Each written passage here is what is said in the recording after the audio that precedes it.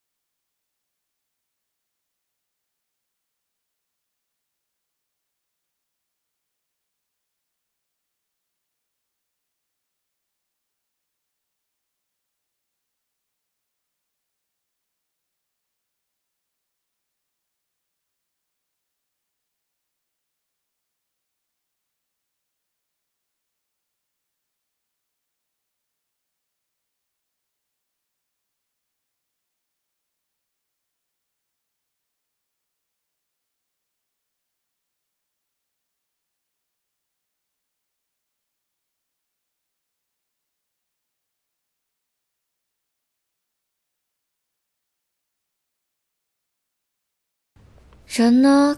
该不会都走了吧？您好，请问是青年小姐吗？我是。您的婚纱准备好了，请随我来。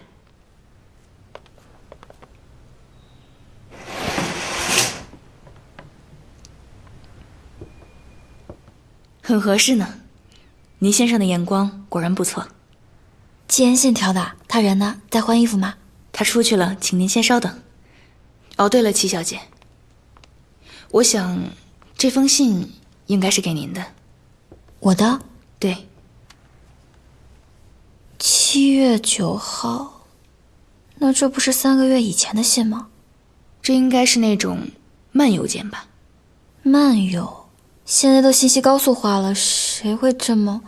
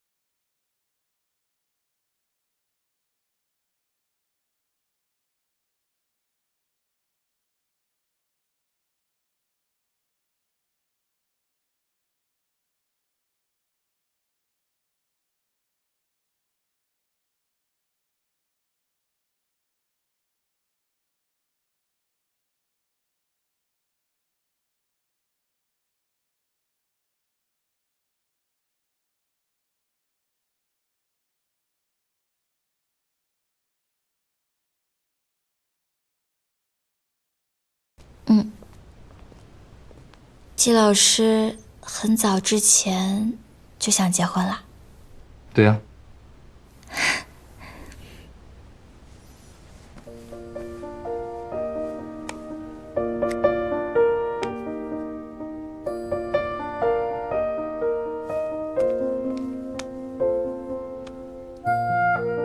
好漂亮。